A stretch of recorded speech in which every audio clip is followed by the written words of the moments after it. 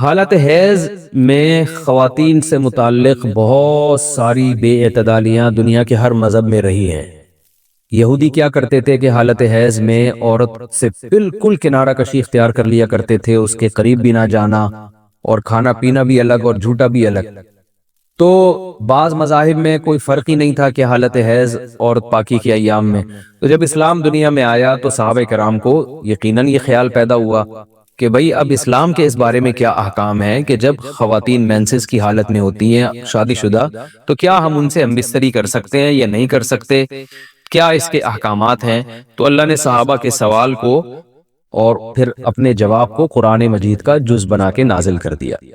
وَيَسْأَلُونَكَ، اور یہ لوگ آپ سے سوال کرتے ہیں، عن المحیض، حیض کے بارے میں۔ تو حیض کے بارے میں سوال نہیں تھا، اصل میں سوال یہ تھا کہ حالت حیض میں زوجہ سے ہم بستری جائز ہے یا نہیں ہے، تو قرآن نے اس کی طرف اشارہ کر دیا۔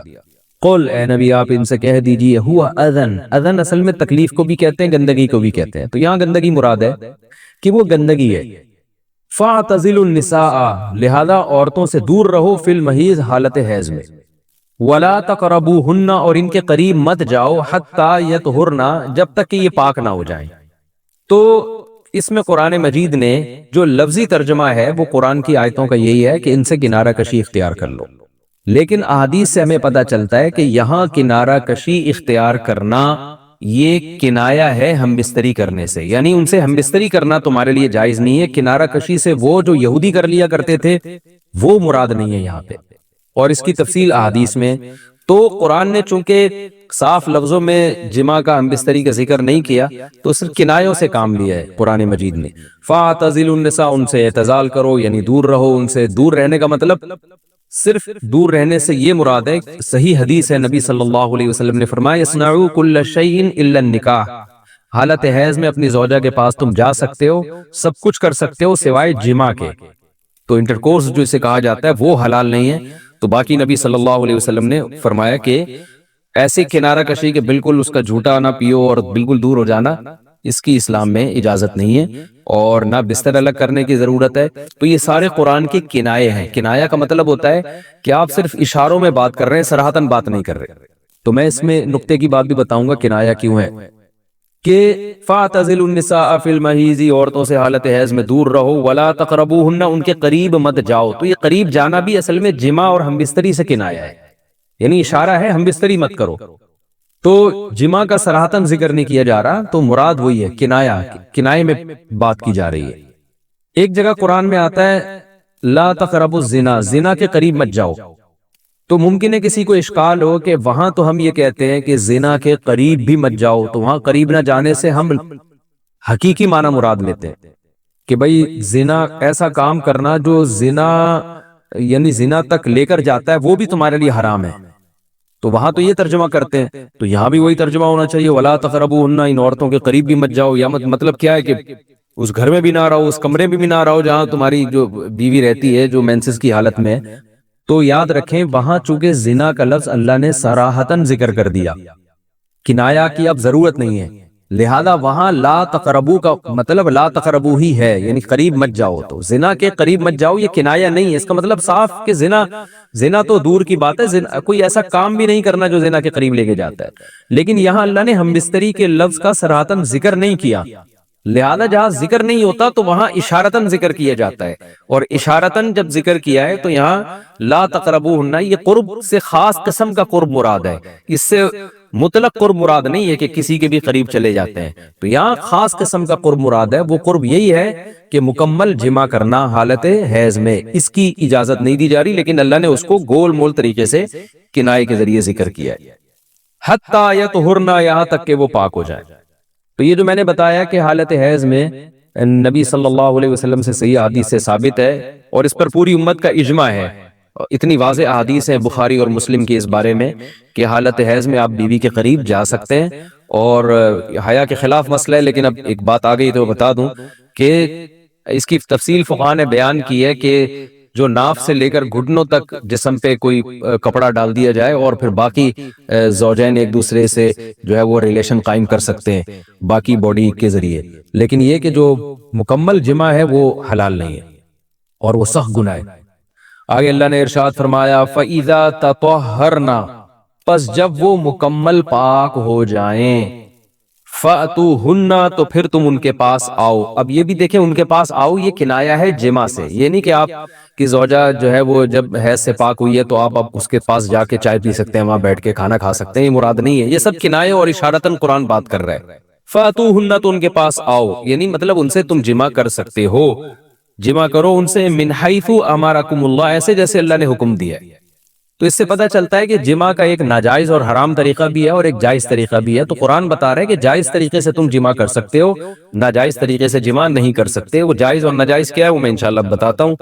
ان اللہ بے شک اللہ تعالیٰ یحب التوابین توبہ کرنے والوں سے بھی محبت کرتا ہے, ویحب المتطہرین اور تطہر جو ہے نا یاد رکھیں, دیکھیں یہاں دو لفظ استعمال ہوئے ہیں. ایک استعمال ہوا ہے طہورا یطہرو حدا یطہرنا, اس کا مطلب ہوتا ہے پاک ہو جانا, اور ایک ہوتا ہے تطہرنا باب تکلف ہے, یعنی تھوڑا تکلف سے پاک ہونا, اہتمام کر کے.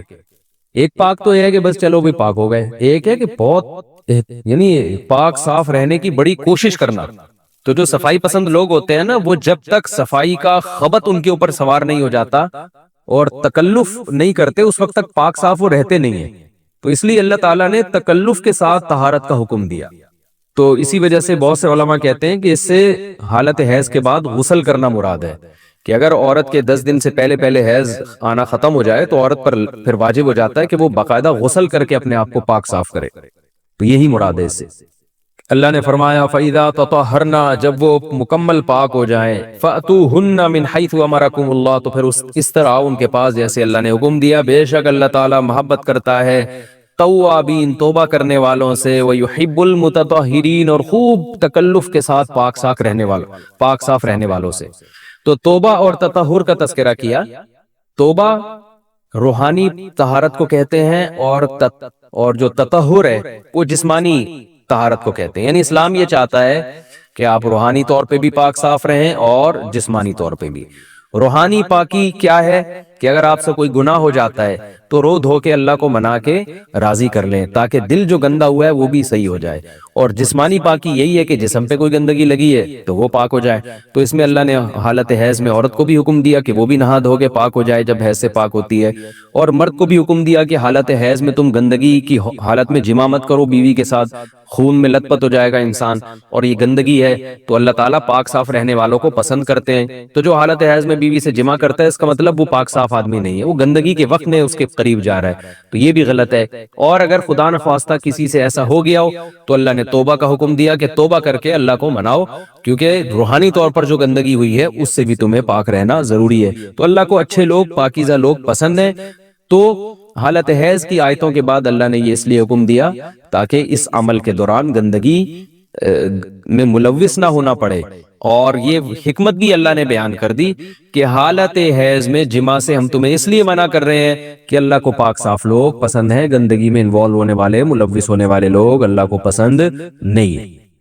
میں پھر علمی نکات کے تحت انشاءاللہ اس کی مزید جو ہے وہ ڈیٹیل بیان کروں گا جب علمی نکتے بیان کروں گا. میں آگے اللہ نے ارشاد فرمایا نساؤکم حرث لکم تمہاری عورتیں تمہارے لیے بمنزلہ کھیت کے ہیں. حرث عربی میں کھیت کو کہتے ہیں, تو بمنزلہ کھیت کے ہیں. جیسے بیج ڈالا جاتا ہے کھیت میں اور اس سے پیداوار بڑھتی ہے, تو عورت کی جو ایک حیثیت ہے نیچر نے جو اس کی ایک حیثیت متعین کی ہے وہ بھی ایک نسل بڑھانے کا ذریعہ ہے, جس میں مرد کا جو اسپم ہے وہ بطور بیج کے ہے اور جو اولاد ہے وہ ایک پیداوار کی طرح ہے. تو اللہ نے یہ یاد رکھیں اس آیت کو نا بہت سارے غیر مسلموں نے عورت کے خلاف بہت نیگیٹیویٹی پھیلائی ہے کہ دیکھو اسلام عورت کی توہین کرتا ہے, اس کو کھیتی سے تعبیر کرتا ہے. تو کچھ لفظ کسی اور زبان میں جب وہ جاتے ہیں نا تو وہ توہین کا معنی دیتے ہیں. عربی میں جو حرث کا معنی ہے یہ تعظیم کے لیے ہے, توہین کے لیے نہیں ہے. اردو میں جو کھیتی کا معنی ہے وہ توہین کے لیے استعمال ہوتا ہے. کھیتی یعنی جو پاؤں میں روندی جانے والی اور زمین جو ہے نا پاؤں میں گویا روندی اس کو روندا جا رہا ہے. تو اس لیے اس کا اردو میں بالکل اسی طرح جو لوگ ترجمہ کر دیتے ہیں کہ عورتیں تمہاری کھیتیاں ہیں, تو یہ ترجمہ میرا خیال ہے اس لیے درست نہیں ہے کہ اردو میں اس کا مفہوم ہی چینج ہو جاتا ہے. یعنی گویا ایک عزت کے لیے جو لفظ اللہ نے استعمال کیا وہ ذلت کا ذریعہ بن جاتا ہے۔ تو اس لیے کسی بھی زبان میں جب ہم کسی بھی لفظ کا ترجمہ کرتے ہیں تو اس زبان کے ہمیں محاوروں کو دیکھنا چاہیے کہ اس زبان میں یہ لفظ کس معنی میں استعمال ہو رہا ہے۔ مثال کے طور پر ہو سکتا ہے کتا کا لفظ کسی زبان میں وفاداری کے لیے استعمال ہوتا ہو، کسی کو لوگ ڈاگ کہتے ہو تو اس کا مقصد ہوتا ہے وفادار انسان ہے، لیکن ہمارے یہاں اردو میں گالی ہے وہ، اور آپ بولیں کہ بھئی وہ فلاں قوم ڈاگ کہتی ہے تو ہم کتا کہیں گے، تو آپ جب اس کا ترجمہ اردو میں کریں گے تو کتے سے نہیں کر سکتے۔ تو اسی طرح یہ عربی کا جو لفظ ہے اس میں بھی یہ چیز غور یعنی ملحوظ رہنی چاہیے۔ تو اس لیے اس کا ترجمہ کیا جائے گا تمہاری عورتیں تمہارے لیے پیداوار بڑھانے کا ذریعہ ہیں، نسل بڑھانے کا ذریعہ ہیں۔ فاتو حرثکم، تم اپنے اس نسل بڑھانے کے ذریعے کے پاس آؤ، انا شئتم، جیسے چاہو، وقدموا لانفسکم، اور اپنے نفسوں کے لیے آگے بھیجو، یعنی اولاد کی نیت سے آیا کرو زوجہ کے پاس، اور آخرت کے لیے انتظام کرو، یعنی اولاد پیدا کر کے جو تاکہ دنیا اور آخرت میں تمہارے لیے، فیوچر میں تمہارے لیے کام آئے، میں دنیا بھی داخل ہے آخرت بھی داخل ہے۔ تو یہ آیت کا بھی ایک شان نزول ہے کہ صحابہ کرام تو چونکہ جو خواتین تھیں مکہ میں صدیوں سے وہ لوگ آباد تھے، ان کے سفر خاص طور پہ عورتوں کے سفر بہت ہی کم ہوا کرتے تھے۔ تو جب ہجرت ہوئی ہے اور جو ہے نا ہجرت کر کے بہت ساری صحابیات مدینہ آئی ہیں، تو مدینہ میں ان کے نکاح دوسری قوموں میں ہوئے، پھر انصار صحابہ سے بھی ہوئے۔ تو چونکہ تقویٰ تھا ان خواتین میں، للہیت تھی، تو بعض جگہ ایسے واقعات ہوئے کہ میاں بیوی کے جو آپس کا ریلیشن ہوتا ہے، ظاہر ہے وہ ہر قوم میں اور ہر جو ہے نا شخص کا مزاج دوسرے سے مختلف ہوتا ہے، تو بعض مردوں نے اس طرح سے اپنی زوجات کے ساتھ ہم بستری کی کہ ان خواتین کو پھر اشکال ہوا کہ پتہ نہیں اس طرح سے ہم بستری کرنا جائز بھی ہے یا نہیں ہے۔ تو انہوں نے نبی صلی اللہ علیہ وسلم سے یہ مسئلہ پوچھا کہ یا رسول اللہ، ہمارے شوہر ہمارے پاس اس طرح سے آتے ہیں تو کیا یہ جائز ہے یا نہیں؟ تو ان کے سوال کو بھی مبہم رکھا گیا، اور قرآن نے اس کے جواب کو بھی کنایتاً بیان کیا، کیونکہ مسئلہ بظاہر حیا کے خلاف ہے، تو قرآن جب بھی کوئی ایسی بات ہوتی ہے تو اشارتاً کنایتاً اس کا تذکرہ کر دیتا ہے تاکہ مسئلہ بھی واضح ہو جائے، کیونکہ ظاہر ہے اس کی ضرورت تو قیامت تک آنے والے انسانوں کو پڑ سکتی ہے نا۔ یہ تو ہر میاں بیوی کا اپنا ایک ذاتی مسئلہ ہوتا ہے کہ ہمیں کس طرح سے پرمیشن ہے، کس طرح سے پرمیشن نہیں ہے۔ تو اللہ تعالیٰ نے بھی اشارتاً ہی اس حکم کو قرآن میں بیان کر دیا، اور قرآن نے اس لیے بیان کیا کہ تاکہ اس میں کوئی اجتہادی اختلاف کی گنجائش نہ رہے۔ تو اللہ نے قرآن مجید میں بیان کیا، فرمایا نساؤکم حرث لکم، تمہاری جو ازواج ہیں، تمہاری جو بیویاں ہیں، وہ تمہارے لیے بمنزلہ کھیت ہیں۔ کھیت کا مطلب کیا ہوتا ہے؟ پیداوار بڑھانے کا ذریعہ۔ تو اس میں سب سے پہلا مسئلہ تو قرآن نے یہ بیان کر دیا کہ زوجہ سے جو ہم بستری ہے وہ صرف اسی راستے میں جائز ہے جس سے اولاد ہوتی ہے، کیونکہ عورت کو اللہ نے بنایا ہے نسل بڑھانے کے لیے۔ تو کوئی بھی ایسا ہم بستری کا طریقہ اختیار کرنا جو نسل بڑھانے کا ذریعہ نہ ہو، یعنی وہ نیچرل نہ ہو، تو وہ حرام ہے۔ تو اس میں اللہ نے یہ حکم دے دیا۔ تو اس سے صاف یعنی حدیث سے بھی پتہ چلتا ہے، اور تمام فقہاء کا اجماع بھی ہے اس آیت کی روشنی میں کہ مسئلہ تھوڑا حیا کے خلاف ہے، لیکن میرا خیال ہے بتانا ضروری ہے کہ پچھلے راستے سے عورت سے ہم بستری کرنا بالکل حرام ہے، ناجائز ہے، اور نبی صلی اللہ علیہ وسلم کی اس پہ بہت شدید لعنت ہے، بہت شدید وعید ہے۔ تو یہ بالکل اللیگل ہے اسلام میں کہ عورت کے پچھلے راستے سے اس سے ہم بستری کی جائے۔ جو لوگ لڑکوں سے بدفعلی کے عادی ہوتے ہیں ان کو یہ چسکا لگ جاتا ہے، تو یہ حرام ہے، ناجائز ہے، کیونکہ اللہ نے بتا دیا کہ یہ تمہارے لیے بمنزلہ کھیت کے ہیں۔ تو اس میں قرآن نے وہ جو سوال تھا نا اس کی طرف اشارتاً جواب دے دیا، اور آگے فرمایا فاتو حرثکم، تو اپنے کھیت کے پاس آؤ، یعنی پیداوار بڑھانے کا جو ذریعہ ہے اس جگہ کی طرف آؤ، انا شئتم، جیسے چاہو، یعنی باقی جس طرح سے تم چاہو زوجہ سے ہم بستری کر سکتے ہو، اس میں کوئی خاص طریقہ متعین نہیں ہے۔ میاں بیوی کا ایک دوسرے سے کوئی پردہ نہیں ہے، ہن لباس لکم انتم لباس لہن، یہ دونوں ایک دوسرے کے لیے لباس ہیں۔ تو اس میں طریقہ کار کوئی بھی ہو سکتا ہے، کسی بھی طرح سے کرنا چاہو ایک دوسرے سے لطف اندوز ہو سکتے ہو، لیکن فاتو حرثکم، آنا موضع حرث میں ہے۔ حرث کا مطلب وہ اس جگہ کی طرف آنا ہے جہاں سے نسل بڑھتی ہے، کسی اور راستے کی طرف۔ اس سے صاف طور پر جو ہے نا وہ جو فاسق فاجر لوگوں کی جو برائی ہے، جو لڑکوں سے بدفعلی کے نتیجے میں پیدا ہوتی ہے، اس کا اللہ نے طلاقما کر دیا کہ اس کی اسلام میں بالکل اجازت نہیں ہے۔ باقی طریقہ کار کیا ہوگا یہ تمہارے اوپر، اس کی اللہ نے تمہیں اجازت دی ہے۔ وَقَدِّمُوا لِأَنفُسِكُمْ، اور چونکہ بار بار حرث کا تذکرہ ہو رہا ہے کہ نسل بڑھانے کا، اس لیے اللہ نے فرمایا کہ قدموا لانفسکم، اپنی ذات کے لیے فیوچر میں انتظام کرو. قدموا کا مطلب آگے بھیجو اپنی ذات کے لیے سرمایہ. کیا مطلب؟ کہ جب زوجہ سے ہم مستری کرو تو نیت اولاد کی ہونی چاہیے، تاکہ وہ اولاد دنیا میں بھی اور آخرت میں بھی تمہارے لیے ذخیرہ بن جائے. تو یہ نسل بڑھانے کی بہت زبردست ترغیب ہے اس آیت میں. اور اس آیت میں اللہ نے عورت کا کہ بہت ساری ذمہ داریوں میں سے ایک بڑی ذمہ داری کا بھی بیان بتا دیا کہ عورت کو اللہ نے بنایا ہے. یہ جو مرد اور عورت کا جو فرق رکھا ہے نا، اس فرق کی بڑی وجہ یہی ہے کہ مرد کے اسپم کو اللہ نے بیج کے طور پہ پیدا کیا ہے اور عورت کو اللہ نے زمین کے طور پہ. تو بیج اور زمین کے ملاپ کا بنیادی مقصد ہی نسل بڑھانا، پیداوار بڑھانا ہوتا ہے، نہ یہ کہ نسل روکنا. آج فیملی پلاننگ والوں نے اس آیت کی دھجیاں اڑا دی ہیں اور یہ پوری دنیا میں ایک بےہودہ قسم کی تحریک چل رہی ہے. یہ آیت بالکل اس کی نفی کر رہی ہے. اس لیے اللہ نے فرمایا اچھا، اللہ نے اس کا بھی جواب دے دیا کہ جو فیملی پلاننگ والے کہتے ہیں نا نسل بڑھنے سے تمہارا نقصان ہوگا، خرچے بڑھ جائیں گے، تو اللہ فرماتے ہیں قدموا لانفسکم، تمہارا فیوچر بن جائے گا، سمر جائے گا. کیونکہ اولاد پہ اتنی انویسٹمنٹ نہیں ہوتی جتنا اس کا آؤٹ پٹ ہوتا ہے. ان پٹ کم ہے، آؤٹ پٹ زیادہ ہے. انویسٹمنٹ کم ہے، اس کے جو پروفٹ ہے وہ زیادہ ہے، دنیا میں بھی اور آخرت میں بھی. تو اللہ نے فرمایا اپنے نفس کے لیے، فیوچر کے لیے انتظام کرو، بڑھاپے کے لیے انتظام کرو. تمہارے بیٹے ہوں گے، بیٹیاں ہوں گی، پوتے ہوں گے، نواسے ہوں گے، بہویں ہوں گی. یہ دنیا کا مستقبل اور آخرت کا مستقبل کیا ہے. جو عبداللہ بن عمر رضی اللہ تعالیٰ عنہ نے جب نکاح کا ارادہ ترک کیا تو آپ کی جو ہمشیرہ تھی حضرت حفصہ، انہوں نے فرمایا کہ نکاح کرو، تمہارے اولاد ہوگی، دنیا سے جاؤ گے تو تمہارے لیے دعائیں مانگے گی. تو یہ آخرت کے لیے ذخیرہ ہے.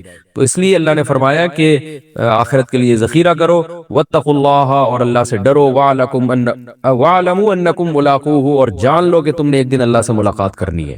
تو جتنے حکام اللہ نے تمہیں اس آیت میں دیے ہیں ان تمام حکام کو تم نے فالو کرنا ہے.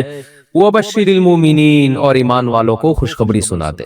موسیقی کے رسیالے ہوتے ہیں نا، موسیقی سننے کے عادی لوگ ہوتے ہیں. لوگ مولویوں پہ اور دیندار لوگوں پہ کہتے ہیں یار یہ میوزک نہیں سنتے، ان کو سکون کیسے ملتا ہے، کیسی بورنگ لائف ہے.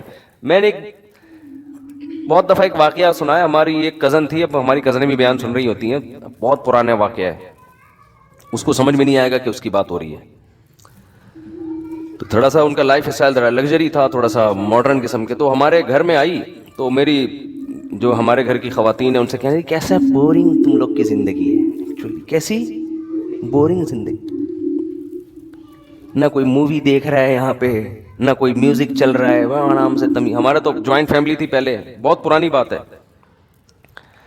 تو والد صاحب گھر میں آتے تھے، سب بہن بھائی اکٹھے بیٹھ کے کھانا کھاتے تھے، اور سب شادی، زیادہ تر ہم بھائی ہمارے شادی شدہ تھے تو سب پردہ بھی کرتی تھی بھابیاں. تو وہ صبح اٹھے، نماز پڑھی، اسکول چلے گئے یا اپنے جو بھی کام نے، یعنی کوئی انٹرٹینمنٹ کی جو کوئی گھروں میں جیسے چیزیں ہوتی ہیں نا، ویڈیو گیم کھیل رہے ہیں صحیح ہے نا، یا فلمیں دیکھ رہے ہیں، ڈرامے دیکھ رہے ہیں، یہ سب چیزیں نہیں تھی. شادی بھی ابھی کوئی ڈانس ناچ گانا، بھائی شادی بھی ایسے ہی آرام سے. میری شادی ایسے ہوئی تھی کہ مجھے رشتہ آیا تو ہم نے کہا ٹھیک ہے بھائی اوکے کر دیا.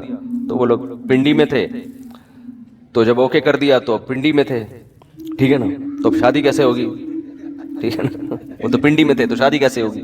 تو اتنا تکلف تو کرنا پڑا کہ مجھے پنڈی جانا. تو میری والدہ چلے گئی پنڈی میرے ساتھ، اور میرے بھائی بھاولپور میں تھے، بھائی اور بھابھی وہ بھاولپور سے ہی پہنچ گئے وہاں پہ. میں والدہ کے ساتھ پنڈی پہنچ گیا. وہیں مسجد میں کسی مولانا صاحب نے نکاح پڑھایا، ہم جہاز سے واپس آ گئے کراچی. میں، میری والدہ اور ہماری اہلیہ واپس آ گئے. یہ ہو گئی شادی ہماری. کوئی پٹاخہ بھی جو شب رات کا ہوتا ہے نا وہ بھی نہیں پھوٹا. اچھا جب شادی ہو گئے واپس آ گئے تو میں جمعرات کو بیان کیا کرتا تھا اپنی مسجد میں. تو وہ جمعرات کو میں پھر ناغا ہو گیا، کیونکہ میں شادی میں، اپنی شادی میں گیا ہوا تھا. میں، میرے کئی بیانات ناغے اپنی شادی کی وجہ سے ہوئے ہیں. لوگوں کے تو ناغے ہوتے ہیں نا، آج حضرت صاحب فلاں کی شادی میں گئے ہوئے ہیں. ہمارے جو ناغے ہوتے ہیں وہ اپنی شادی میں گیا ہوا ہوتا ہوں میں. بہت دفعہ ایسا ہوا ہے. تو میں اس دفعہ بھی اپنی شادی میں گیا ہوا تھا. تو وہ میری پہلی شادی تھی.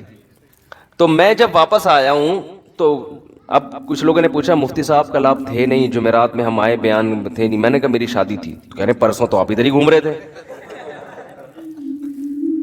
تو یہ کیا ہو گیا، پرسوں تو آپ ادھر ہی گھوم رہے تھے. تو میں نے کہا کیا، کہاں گھومتا پھر میں، آپ بتاؤ. جس کی شادی ہونے والی ہوتی ہے اس کو کہاں گھومنا چاہیے، کیا کرے آپ. کہہ رہے کچھ بھی نہیں یار، تو بس ایسے ہی گئے ہو گئی ہماری. تو اب بتاؤ کوئی انٹرٹینمنٹ لائف میں کچھ ہوا، کچھ بھی نہیں یار. یہ کس قسم کی شادی ہے یار. لیکن اس قسم کی شادی کئی دفعہ ہو سکتی ہے. حقیقت بتا دوں آپ کو میں, یہ جو انٹرٹینمنٹ ہے نا, یہ ان لوگوں کو مہیا نہیں ہے جو اس قسم کی شادی نہیں کرتے. ایک دفعہ میں تو دھوم دھڑکا, پٹاخے, دولے آ رہے ہیں جناب, اس کے گلے میں ہار ڈالے جا رہے ہیں اور لفافے آ رہے ہیں, اس کے سارا ولیمے کا خرچہ ہم نے. پھر میں نے ولیمہ کیا, وہ بھی سادگی سے کیا. ولیمے میں ہم نے لفافوں پر پہلے پابندی لگا دی, کسی کو لفافہ لانے کی اجازت نہیں, اپنے خرچے پہ کریں گے ہم جو بھی ہوگا. وہ سادگی سے کیا, وہ بھی کوئی زیادہ دھوم دھڑکا نہیں تھا. تو وہ ولیمہ آپ ہال میں بھی کر سکتے ہو, غلط نہیں, اللہ نے آپ کو پیسہ دیا تو آپ ذرا اچھے طریقے سے کر لو. تو اب کیا ہوا کہ جب لوگ آئے ہیں تو وہ بھی حیران ہو رہے ہیں, یار یہ کس قسم کا حساب کتاب چل رہا ہے. تو لفافوں پر بھی ہم نے پابندی لگا دی, کوئی لفافہ لانے کی. اچھا پابندی لگاؤ تو کوئی بھی الحمدللہ لے کے بھی نہیں آیا. یعنی اس کا مطلب لوگوں کے ذہن میں پہلے سے ہوتا ہے کہ یار یہ جان چھڑاؤ لفافوں سے. تو ولیمہ میں دولہا ولیمے کے سارے پیسے کیا کر لیتا ہے, لفافوں میں ریکور ہو جاتا ہے. تو اس پہ بڑا خوش ہوتا ہے کہ مولویوں کی شادی دیکھو کتنی سادہ سے, 1 5 روپے بھی نہیں ملے, نہ کوئی پٹاخہ پھوٹا, نہ کوئی فائرنگ ہوئی, نہ کوئی ہلہ گلہ ہوا. تو ان کی زندگی میں انٹرٹینمنٹ بالکل بھی نہیں ہے. تو کسی مولوی کے پاس بیٹھو, تمہیں بتائے گا بھائی سادگی میں جو فائدے ہیں وہ ان عیاشیوں میں نہیں ہیں. تو جب آپ ایک شادی اس طرح سے کرو گے تو بس ایک ہی ہوگی, وہ اب دوبارہ ختم, کیونکہ اس میں اتنا برباد ہو گئے تھے نا اس میں. اور وہ 2-3 دن کی انٹرٹینمنٹ ہے, دھوم دھڑکا ہو گیا. اس میں پھر جو آگے مسائل ہوتے ہیں, پنجاب میں تو بہت ہی زیادہ ہو رہا ہے, وہ کزنیں آپس میں ناچ رہے ہیں, ڈانس کر رہی ہیں, لڑکیاں بھی لڑکے بھی بیٹھے ہوئے ہیں. دیکھو لوگ کہتے ہیں اس میں ہے کیا, کوئی خدا نخواستہ ہم کوئی غلط نیت سے تو نہیں دیکھ رہے. دیکھو ان چیزوں کے سائیڈ ایفیکٹ فوری نہیں ہوتے. میں نہیں کہہ رہا کہ جو ایسے مس گیدرنگ میں ڈانس ہوا ہے تو کوئی کسی نے جا کے کسی لڑکی کو پکڑ لیا وہاں جا کے, نہ کوئی غلط کر رہا ہے اس کے ساتھ, کچھ بھی نہیں ہوتا. حیا آہستہ آہستہ ختم. حیا ختم ہونے سے پتہ ہے کیا ہوتا ہے, یہ جو آپ کی نئی جنریشن ہے نا, یہ اپنے بڑوں سے بدتمیز بن جاتی ہے. کیونکہ حیا آپ کو روکتی ہے باپ کے سامنے اونچی آواز سے بات کرنے سے, ماں کے سامنے اونچی آواز سے بات کرنے سے, بہن کو روکتی ہے بھائی کے سامنے تھوڑا سا ریزرو رہ کے رہے, وہ تمیز سے بات. لیکن جس بہن نے بھائی کے سامنے ڈانس کر لیا, اب آپ اس سے یہ امیدیں نہ لگاؤ کہ وہ بھائی کو رسپیکٹ دے گی, بھائی جان آپ کائنڈلی آئیے بیٹھیے. نہ, وہ جب ڈانس کر لیا اس نے تو بھائی وہ کہے گی جتنی میں ہوں اتنے ہی یہاں پہ, کوئی ہم کو ایک دوسرے پر حق نہیں ہے, تمیز سے چلنا ہے چلو ورنہ شٹ اپ. ٹھیک ہے نا, بات آ رہی ہے سمجھ میں. پھر وہ جو جذبے ہیں نا, بھائی جو بہنوں کے لیے جان دے دیا کرتا, اس کو جناب اس کے لیے نچھاور کر دی اپنی زندگی, یار اس کی حفاظت کرنی ہے, اس پہ پیسہ خرچ کرنا ہے, یہ اگر بیوہ ہو گئی تو کوئی بات نہیں, میرے گھر میں, یہ سب چیزیں کہیں ختم. اخپل زندگی, آپ اپنی لائف, میں اپنی لائف کو انجوائے کروں گا. یہ آہستہ آہستہ یہ ہوتا ہے یہاں کے. ہر گناہ کے ایک زہریلے اثرات ہیں جو فوری طور پر نہیں نظر آتے. گورے سے یہی تو غلطی ہوئی ہے, اس نے کہا جو لبرل لوگ یہی تو غلطی کرتے ہیں, کہہ رہے کیا ہو گیا, گانا سنتا ہے تو کیا ہو گیا, گانا سننے سے کیا ہو گیا, ڈانس کرنے سے, یہ جو بےہودہ قسم کا. ایک تو وہ اتنگ وتنگ ہوتا ہے بیچارے ہمارے کے پی کے والوں کا, وہ تو ویسے سادہ طریقے سے نا ایسے گول گول گھوم رہے ہوتے ہیں, وہ تو ڈانس ہی نہیں ہوتا نا, وہ تو ویسے ہی, تو وہ قبائلی ایک رقص ٹائپ کا ہوتا ہے. تو وہ تو ایک الگ چیز ہے. لیکن یہ جو پراپر, یہ جو, اب میں اس کو یہ نہیں کہہ رہا کہ وہ کیا کریں آپ لوگ, لیکن اس پہ یہ والا بیان نہ فٹ کر دیں کہ ان پہ فتوے لگا دیں جا کے. وہ کیا کر رہا ہے بیچارہ, تھوڑا سا ہل رہا ہے نا وہ شادی میں سادہ طریقے سے. تو ہر چیز کی ایک, بھائی سگریٹ کے جو اصول ہیں وہ چرسیوں پہ تھوڑی لگیں گے, چرس الگ چیز ہے, ہیروئن, میں ہیروئن کے خلاف بیان کر رہا ہوں, آپ سگریٹ والوں کو جا کے فتوے دینا شروع کر دو, تو وہ ایک الگ چیز ہے. کے پی کے میں یا بعض دیہات میں ہوتا ہے کہ وہ کیا ہوتا ہے کہ تھوڑا سا ڈھول رکھ کے نا, اتنگ کہتے ہیں اس کو, اتنگ کہتے ہیں نا, وہ تھوڑا سا اتنگ مار رہے ہوتے ہیں. وہ افغانستان میں سنا ہے کہ وہ جو مجاہدین تھے نا وہ بھی کرتے تھے. لڑائی سے پہلے نا مجاہدین کی عادت تھی افغانستان میں, جو نہیں رشیا کے خلاف لڑتے تھے, پھر یہ طالبان کا بھی سنا ہے, یہ لوگ کیا کرتے تھے کہ جب بھی جنگ سے پہلے نا تھوڑا سا ڈھول بجا کے یہ والا اتنگ کرتے ہیں, یہ تھوڑا سا گھومتے ہیں, یہ تھوڑا سا وہ کرنے کے لیے, اپنے آپ کو موٹیویٹ کرنے کے لیے کہ ہم کوئی جنگ کو ٹینشن ہی نہیں لے رہے. تو خیر, تو یہ جو ڈانس مانس آج کل ہو رہے ہیں, ان میں ہوتا کیا ہے, جب آپ کی حیا نکلے گی تو اب اس کے پھر آگے جا کے سائیڈ ایفیکٹ بہت خطرہ. ماں باپ کہتے ہیں ہماری بیٹیاں ہمارے کنٹرول میں نہیں. بھائی کنٹرول میں کیسے ہیں, جب ایک لڑکی اپنے والد کے سامنے ڈانس کر رہی ہے تو باپ کا مقدس رشتہ اور حیا ویا ختم. اب وہ نہیں ہوگا کہ وہ ابا کو, آپ اپنی بچیوں کو عادی بناؤ باپ کو دیکھ کے سر پہ دوپٹہ لے لیا کریں وہ, تو دیکھو آپ کا کتنا احترام کرے گی, آپ کی بات مانے گی, آپ کی مرضی کے خلاف نہیں چلے گی. اور یہ چیز ترقی میں رکاوٹ نہیں بنے گی. اگر جوان لڑکی اپنے ابا کو دیکھ کے تھوڑا سا سر پہ چادر لے لیتی ہے, یہ چادر نہیں لیتی, تھوڑا سا ریزرو ہو جاتی ہے کہ بھائی ابا آ رہے ہیں, تھوڑا سا گلے میں دوپٹہ لے لو, تو کیا اس سے ترقی کا کیا تعلق ہے بھائی؟ یعنی لوگ سمجھتے ہیں اگر ہم اتنی تہذیب اور تمدن کے ساتھ چلیں گے نا اپنے گھروں میں تو ہم تو انگریز کا مقابلہ کر ہی نہیں سکتے. ابے بھائی اس سے اللہ کی قسم کوئی تعلق نہیں ہے. یعنی ان چیزوں کے یہ جو دماغ میں آپ لوگوں نے بٹھا لیا ہے نا کہ ہم اپنے گھر میں مذہبی ماحول لے کر آئیں گے تو ہمارے اچھے ڈاکٹر نہیں پیدا ہوں گے, اچھے انجینئر نہیں پیدا ہوں گے.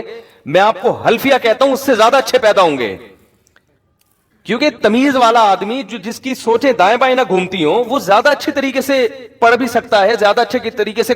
دیکھو جامعۃ الرشید جب سے آیا ہے نا عصری تعلیم میں, ہمارے طلبہ کو جامعۃ الرشید نے جب سے کہا نا کہ ڈاکٹر بھی بنو, انجینئر بھی بنو, ایم بی اے بھی کرو, بی بی اے بھی کرو, یہ سارے ڈگریاں, الحمدللہ جامعۃ الرشید کا رزلٹ دوسری یونیورسٹیوں سے آگے ہے. حالانکہ یونیورسٹیوں میں کو ایجوکیشن ہے, استاذوں کا احترام ہے, مگر اتنا نہیں جو مدرسوں میں ہے. سمجھ رہے ہیں نا؟ وہ فلمیں بھی دیکھنے جاتے ہیں.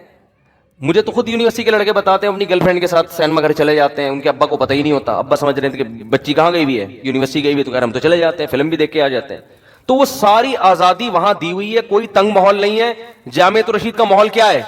تنگ ماحول ہے. وہاں گرل فرینڈ ہے ہی نہیں, سارے اپنے جیسے لڑکے داڑھیوں والے وہ بھی وہی نظر آئیں گے اس کو.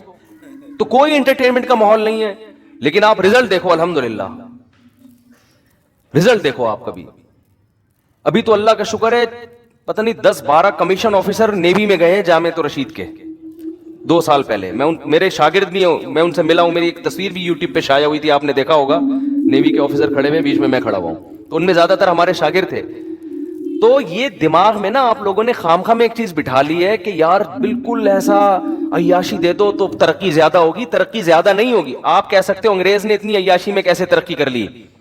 او بھائی انگریز اگر اتنا عیاش نہ ہوتا اس سے 10 گنا آگے نکل چکا ہوتا. سمجھ رہے ہیں نا؟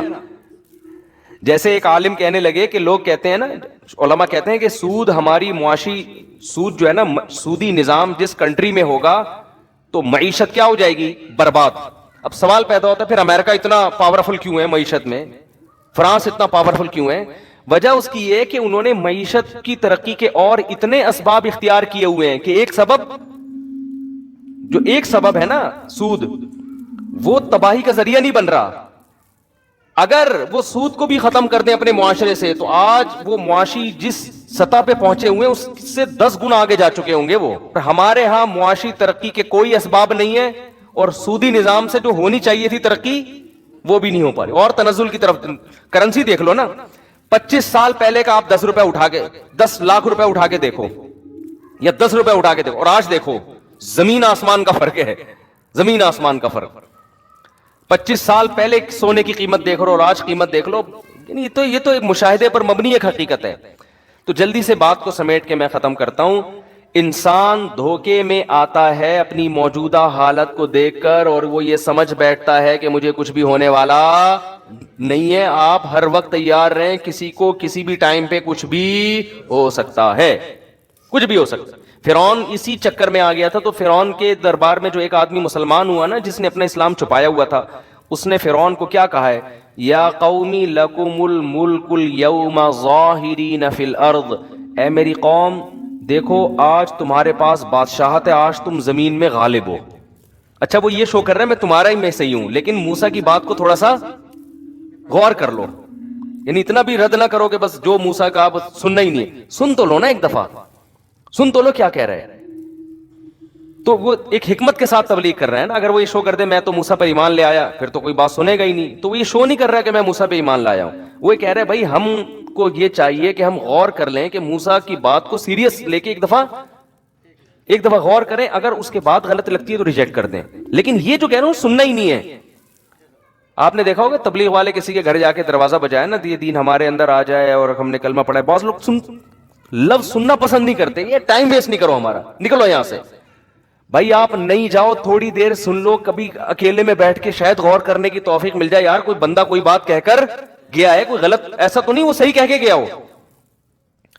جو آدمی سننا برداشت نہیں کرتا نا اللہ اس کو کبھی ہدایت نہیں دیتے. جو اپنے بارے میں یہ فرض کر لینا کہ میں بالکل صحیح ہوں, مجھے کوئی سمجھائے نہیں, مجھے کوئی نصیحت ہی نہیں چاہیے, سمجھ لو اس کی تباہی یہاں سے شروع ہو گئی. اور جو آدمی اپنے کان کھلے رکھتا ہے, یار کوئی بات میرے فائدے کی اگر بتاؤ تو میں سنتا ہوں, ٹھیک ہے میری سمجھ میں نہیں آئی تو میں اس کو مسرت کر دوں گا. تو یہ وہ لوگ ہوتے ہیں جن میں تکبر نہیں ہوتا. بعض خطیب ہوتے ہیں, آپ ان کو جا کے بتانا چاہو نا سر آپ نے بیان میں نا مجھے, تم کون ہوتے مجھے سمجھانے والے, بس سمجھ لو اب یہ غلطیاں کرنا شروع کرے گا, اب یہ پھینکتا رہے گا اور یہ برباد ہو جائے گا. تو جس آدمی نے اپنا لچک رکھی ہوتی ہے کہ بھائی میرے میں کوئی غلطی ہو تو بتا دو, تو ٹھیک ہے وہ غلطی نہ مانے لیکن سن لے, غور کر لے. اسی طرح ایک گزارش کروں گا آپ لوگوں سے, دیکھو میرے پاس میاں بیوی کے کیسز بہت آتے ہیں, اس لیے میں بار بار یہ ٹاپک لے کر آتا ہوں, اور یہ تو ہر گھر کا مسئلہ ہے نا. جب بیوی آپ کو بولا کرے نا آپ کے اندر یہ خرابی ہے, مرد میں گڑبڑ یہ ہوتی ہے وہ سنتا نہیں ہے. مرد میں گڑبڑ کیا ہوتی ہے, وہ سنتا نہیں ہے. تو نہ مانو بیگم کی, لیکن ایک دفعہ غور سے سن کے غور کر لو کہیں یار یہ صحیح تو نہیں کہہ رہی. اکثر مردوں میں یہ ہوتا ہے کہ اگر بیگم نے یا سسر نے یا ساس نے داماد کو بول دیا کہ بیٹا آپ جو ہے نا یہ ذرا صحیح نہیں کر رہے, ایک دم تیش میں آ جاتا ہے. یہ تیش میں آنا تکبر ہے, یہ اس کی علامت ہے. دیکھو یہ ہو سکتا ہے کہ وہ غلط کہہ رہی ہو ساس آپ کی, ہو سکتا ہے آپ کے سسر صاحب غلط کہہ رہے ہو, عین ممکن ہے. یہ ہو سکتا ہے کہ بیگم آپ کی غلط کہہ رہی ہو, تو کہنے تو دو نا یار اس کو, سن لو یار, آرام سے سن لو, بولو اچھا غور کروں گا میں. ہمارے ہاں بڑا مسئلہ یہ, اور یہ تو میں نے اب تو دیکھا ہے کہ بڑا جب چھوٹے کو نصیحت کرتا ہے تو چھوٹا بھی تیش میں آ جاتا ہے. شریعت تو یہ کہتی ہے چھوٹا اگر بڑے کو کوئی بات بتا دے تو بڑا بھی تحمل سے سن لے کہ یار شاید صحیح کہہ رہا ہوں. لیکن ہمارے یہاں کیا ہو رہا ہے, بڑا اگر چھوٹے کو کہے گا نا, باپ اگر بیٹے سے کہے گا کہ بیٹا دیکھو تمہارے اندر یہ بات ٹھیک نہیں ہے, تو بیٹا فوراً غصے میں آ جاتا ہے. تو یہ اگر آپ نے اپنے آپ کو یہ سمجھ لیا ہے کہ آپ برائی پروف ہیں, آپ برے ہو ہی نہیں سکتے, آپ غلط ہو ہی نہیں سکتے, تو بھائی آپ ٹھیک ہو کے بھی پھر غلط ہو. سمجھ رہے ہو نا, اللہ کی نظر میں آپ ٹھیک ہو کے بھی کیا ہو, بے شک ہو سکتا ہے وہ برائی آپ کے اندر نہ ہو, لیکن جو آپ سننے کا آپ کے اندر تحمل نہیں ہے تو اس کی علامت ہے آپ کیا ہو. دیکھو ہم اپنے حساب سے کسی کو دیکھتے ہیں کہ ٹھیک ہے یا نہیں, اللہ اپنے حساب سے دیکھتا ہے. میں آپ کو ایک مثال دیتا ہوں, حدیث میں آتا ہے نبی صلی اللہ علیہ وسلم نے فرمایا, دو بھائی تھے پچھلی امتوں میں, ایک بہت پرہیزگار تھا, ایک گناہگار تھا. جو پرہیزگار جو تھا نا وہ گناہگار کو سمجھاتا تھا, یار تو یہ کیوں کر لیا کر, وہ سنتا رہتا تھا, اچھا بھائی ٹھیک ہے کوشش کروں گا, پھر ٹھیک نہیں ہوتا تھا لیکن سنتا تھا, تکبر میں نہیں آیا کہ تو کون ہوتا ہے مجھے سمجھانے والا ہے بھائی, اچھا بھائی ٹھیک ہے. پھر وہ اس نے کبھی کسی دن کہا تو کہا یار ٹھیک ہے یار اللہ معاف کر دے گا یار. تو ایک دن بڑا سمجھا رہا تھا چھوٹے کو یا دوسرے بھائی کو, تو اس نے کہا کہ یار اللہ معاف کرنے والا ہے. اس نے کہا اللہ کی قسم خدا تجھے معاف نہیں کرے گا, اللہ کی قسم خدا تجھے معاف نہیں کرے گا. نبی صلی اللہ علیہ وسلم نے فرمایا, اللہ کو اتنا غضب آیا, اللہ نے فرمایا این المتعلی علی اللہ اللہ یغفر لفلان, میرے اوپر کون قسم اٹھا کے کہہ سکتا ہے کہ میں مغفرت نہیں کروں گا. اللہ نے دونوں کو موت دی, اس کو بخش دیا جو گنہگار تھا اور اس کو جہنم میں ڈال دیا اللہ نے. آپ کہہ سکتے ہیں یار ایک بات پر ساری نیکیاں ختم ہو گئیں اس کی, بظاہر تو لگتا ہے نا معاذ اللہ کو یہ ظلم تو نہیں ہو رہا. اصل بات یہ کہ ان نیکیوں کی بیس کیا تھی, وہ نیکیاں تو تکبر کی بیس, وہ نیکیوں کی بیس ہی غلط تھی. وہ سمجھنے لگا تھا کہ میں جو نیک اعمال کر رہا ہوں جنت واجب ہو چکی ہے, ٹھیک ہے نا میرے لیے, اور اس پر جہنم. تو جب آپ کے یہ کانسیپٹ ہی غلط ہے تو اس کا مطلب اللہ کی نظر میں وہ گناہگار نیک تو نہیں تھا لیکن آپ سے زیادہ نیک تھا وہ, کیونکہ آپ کی نیکیوں کی بیس ہی غلط تھی. آپ کو تو نیکی کرنی چاہیے تھی, بھائی ہم اللہ کو خوش کرنے کے لیے کر رہے ہیں, اللہ اپنے فضل سے نیک لوگوں کو جنت میں داخل کرتا ہے, اللہ پر لازم نہیں ہے میں تو نیک کر کے بھی میں اللہ کا شکر کہاں ادا کر رہا ہوں. آپ کو یہ سوچ کے کرنا چاہیے تھا. اور دوسرے پہ آپ نے جو اللہ پہ کہہ دیا کہ اللہ مغفرت کر ہی نہیں سکتا. یہ اس کی مثال ایسے جیسے کوئی کسی سے چندہ مانگنے کے لیے جائے, اس کی مرضی دے نہ دے. ایک آدمی کسی سیٹ صاحب کے پاس گئے جو بڑے سخی تھے, جو ہر ایک کو لٹایا کرتے تھے نا, بڑے سخاوت, اور ان کو اپنی سخاوت پہ بڑا ناز بھی تھا. آپ نے کیا کیا کہ ایک آدمی ان سیٹ صاحب کے پاس چندہ لینے کے لیے گیا, اتفاق سے اس دن سیٹ صاحب نے اس کو کسی مصلحت سے نہیں دیا, منع کر دیا. آپ کو جب پتا چلا آپ نے کہا کہ وہ سیٹ تو بڑا کنجوس آدمی ہے, اب آئے گا سیٹھ کو غصہ. آئی بات سمجھنے؟ سیٹھ کیا کرے گا؟ اس کو فقیر کو جس کو رد کیا تھا نا بلائے گا اور بلینک چیک پکڑا دے گا اس کو. بولے بھائی اس نے میرے پہ کنجوسی کا جو تانا لگایا ہے نا, یہ تانا میں برداشت نہیں کروں گا. میں نے تو تجھے کسی مصلحت سے نہیں دیے تھے پیسے, لیکن اب اس سے بڑی مصلحت آ گئی ہے کہ مجھے کنجوسی کا تانا دیا جا رہا ہے. یہ لے, اس پہ کروڑوں روپے لکھ دے, کروڑوں تیرے ہو گئے. تو وہ آدمی تو مستحق نہیں تھا کروڑوں کا, لیکن جو سیٹھ ہوتا ہے نا, جو کنجوسی کے تانے کو برداشت نہیں کرتا, وہ اپنے آپ سے اس تانے کو ختم کرنے کے لیے اس کو کروڑوں کا مالک بنا دے گا کہ اب کہہ کے بتا کہ میں کنجوس ہوں. یہاں بھی یہی ہوا ہے, کیونکہ اللہ جواد اور کریم ہے نا. اللہ بخل اور کنجوسی کا تانا برداشت نہیں کرتا. اللہ یہ تانا برداشت نہیں کرتا کہ میں رحیم و کریم نہیں ہوں. صحیح ہے نا؟ یہ تانا اللہ کو برداشت نہیں ہے. اب اللہ گنہگار کو سزا دے رہا ہے, اس میں اس کی مصلحت ہے. اس کا قانون یہی ہے کہ گناہ ہوگا, وجہ اور مصلحت کیا ہے؟ ام نجعل المتقین کالفجار. اللہ فرماتا ہے اگر میں سارے گناہگاروں کو بخش دوں, سزا ہی نہ دوں, تو جو گناہ سے بچے ہیں اور جو گناہ کرنے والے ہیں وہ سیم ہو جائیں گے. تو بچنے والے کہیں گے اللہ جب سبھی کی مغفرت کرنی تھی تو ہمیں اتنا تکلف کرنے کی ضرورت کیا تھی؟ ٹھیک ہے, ہم نماز پڑھ رہے ہیں فجر کی, ہم جناب روزے رکھ رہے ہیں, ہم نظروں کی حفاظت کر رہے ہیں, اور یہ تاڑو ایک نمبر کا, کوئی انٹی اس نے محلے کی چھوڑی نہیں ہے, یہ بھی اسی جنت میں, میں بھی اسی جنت میں, تو ہم بھی یہی کر لیتے, ہم بھی تاڑو بن جاتے. تو قرآن کہہ رہا ہے ام نجعل المتقین کالفجار. یہ کیسے ہو سکتا ہے کہ میں نیک لوگ اور پرہیزگاروں کو ایک جیسا ٹھکانہ دے دوں؟ تو عام اصول اللہ کا یہی ہے, گنہگار کو ملے گی سزا, وہ سزا بھگتنے کے بعد جنت میں جائے گا, اور نیک آدمی وہ پہلے ہی جنت میں جائے گا, اور جنت میں جائے گا بھی اونچے درجات میں. تو قانون یہی ہے. اب اسی قانون کے مطابق اللہ تعالیٰ چاہتے کیا کرتے, جو بھائی گنہگار تھا اس کو کیا ملنی چاہیے تھی؟ سزا. اصول تو یہی تھا. لیکن جب اللہ کو تانا دے دیا نا کہ اللہ تو اللہ کی قسم مغفرت کر ہی نہیں سکتا, یہ ایسے جیسے بڑے سیٹھ کو آپ کہہ دو خدا کی قسم اس کی جیب سے کوئی 5 روپے نکال کے دکھائے, وہ کہے گا بھائی تو مجھے کیوں چیلنج کر رہا ہے؟ ٹھیک ہے نا, مجھے کیوں چیلنج کر رہا ہے؟ وہ 5 نہیں, وہ 5 کروڑ نکال کے دے گا, اور آپ کو تپانے کے لیے دے گا وہ. تو یہاں کیا ہوا ہے, اللہ کو یہ تانا دے دیا کہ وہ رحم نہیں کر سکتا, بندوں کو معاف نہیں کر سکتا. تو اب اللہ کو کی جو صفت ہے نا, جو غیرت والی صفت, وہ صفت جوش میں آئی ہے کہ میرے کو یہ کہہ دیا میں کسی گناہگار کو بخش نہیں سکتا, میں بخشوں گا اس کو. ٹھیک ہے نا, میں بخشوں گا, کر لے کیا کرنا ہے تو نے. تو وہ غریبی میں اس کی کیا بخشش ہو گئی؟ اس نے آخرت میں بھائی سے گلے مل کے کہے گا یار نیکیاں تو نے کی ہیں, فائدہ کس کو پہنچا دیا؟ تو اللہ بھی کہے گا بھائی تو بخشنے کے قابل نہیں تھا, لیکن ہم نے تو یہ اپنے آپ سے, میں یہ تانے کو بری کرنا چاہتا ہوں کہ میں گناہگار کی مغفرت ہی نہیں کر سکتا. یہ تانا مجھے, جیسے یہودیوں نے کہہ دیا تھا نا, قرآن میں آتا ہے کہ یہودیوں نے کہہ دیا اللہ کے بارے میں, جب نبی صلی اللہ علیہ وسلم ہجرت کر کے مدینہ گئے نا, تو یہودیوں کی معیشت بھی بیٹھنا شروع ہو گئی, کیونکہ لوگ مسلمان ہو رہے تھے, اس طرف آ رہے تھے, تو یہودیوں کے کچے چھٹے ختم ہونا شروع ہو گئے. تو یہودیوں نے کہنا شروع کر دیا ید اللہ مغلولہ, اللہ کے ہاتھ تنگ ہے, ایسے ترسا کے دیتا ہے. اللہ کو اتنا غصہ آیا کہ قرآن میں اللہ نے آیتیں نازل کی, وقالت الیہود ید اللہ مغلولہ, یہودی کہتے ہیں اللہ کے ہاتھ بندھے ہوئے ہیں. فرمایا غلت ایدیہم, ان کے ہاتھ اللہ نے باندھ دیے ہیں, یہ کنجوس ہیں. بل یداہ مبسوط, جیسے ہم جب کسی کو تانا دیتے ہیں نا, کوئی آپ کو بولے کہ تو چور ہے, کہ تیرا باپ چور ہے, ہم کہتے ہیں نا, کیا خیال ہے, چور ہوگا تیرا باپ, ایسے ہی کہتے ہیں کہ نہیں کہتے؟ اگر تھوڑا غصہ آئے تو آپ بولیں گے میں چور نہیں ہوں, اس کی علامت ہے کہ آپ چور ہیں. کیونکہ جو بالکل چور نہیں ہوتا نا, وہ چوری کا تانا اس کو تھوڑی سنتا ہے. اگر آپ باقی چور وہ چوریاں کرتے تھے, کسی نے آ کے بول دیا یار تم تو چور ہو, تو آپ کہیں گے نہیں ڈرنے لگو, نہیں بھائی میں چور نہیں ہوں, بھائی میں چور نہیں ہوں, ایسے کرو گے نا. لیکن اگر آپ نے زندگی میں کبھی مسجد سے چپل بھی نہیں چورائی, غلطی سے بھی کسی کی چپل پہن کے گھر گئے, چوری کے الزام سے بالکل دور, پھر اگر کوئی آپ کو آ کے کہتا ہے تو چور ہو, تو پھر آپ کو آئے گا غصہ, کیونکہ آپ کی غیرت جاگ اٹھے گی. پھر آپ بولے تیرا باپ چور ہوگا, چور ہو گئے, تیرا دادا چور ہے, تمہاری نسلیں, یہ ہوتا ہے نا, ایسا ہی آتا ہے نا. تو اللہ چونکہ جواد اور کریم ہے نا, بہت خرچ کرتا ہے.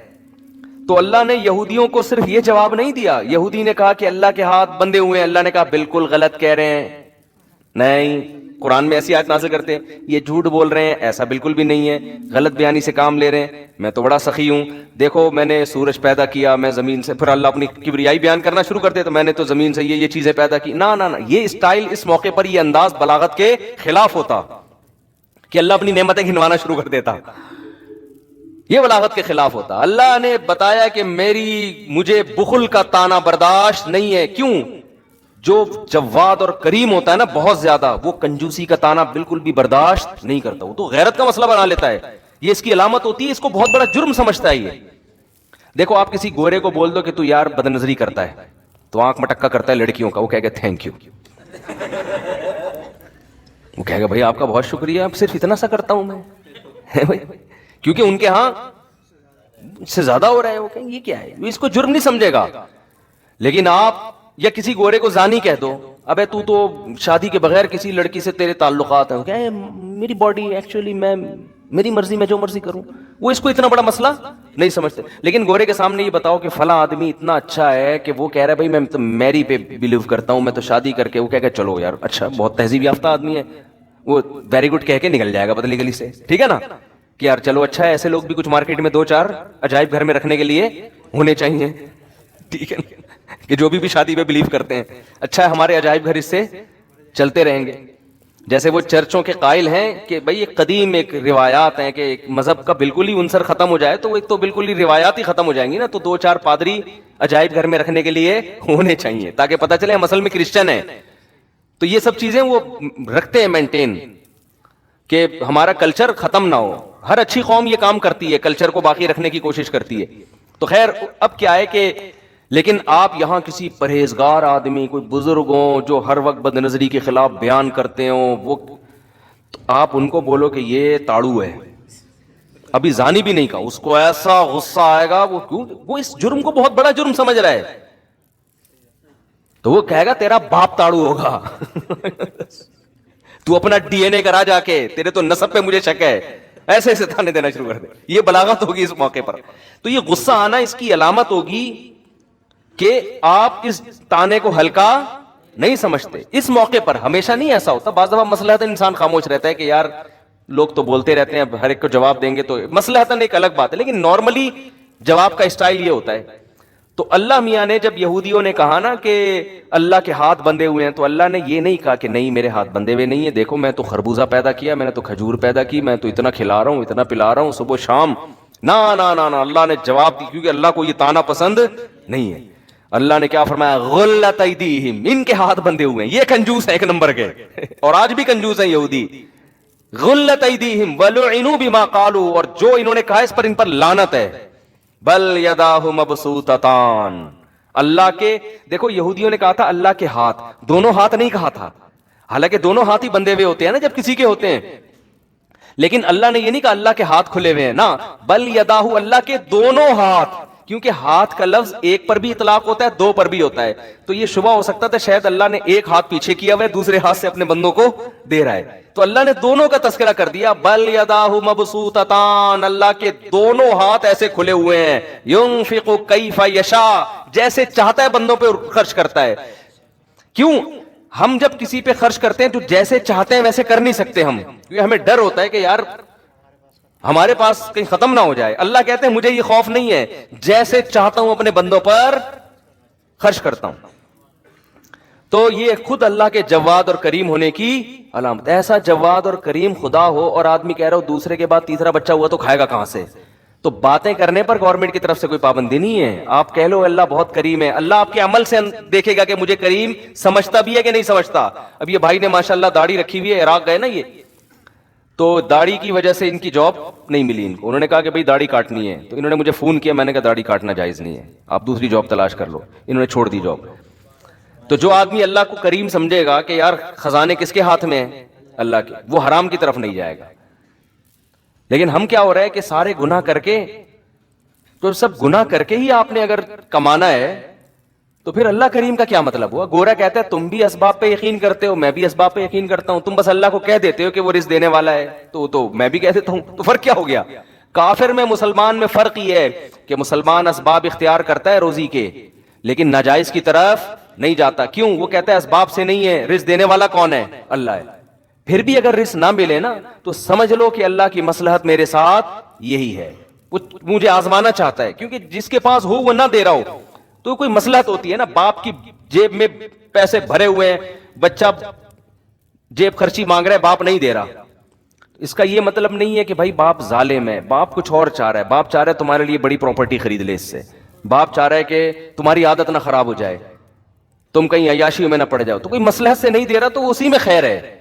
تو بعض دفعہ اللہ کسی کو زیادہ روزی دے دیتا ہے، بعض دفعہ کسی کو تنگ روزی دیتا ہے کسی مصلحت سے. جس کی روزی تنگ کر دی وہ اسی میں خوش رہے کہ اسی میں میری خیر ہوگی.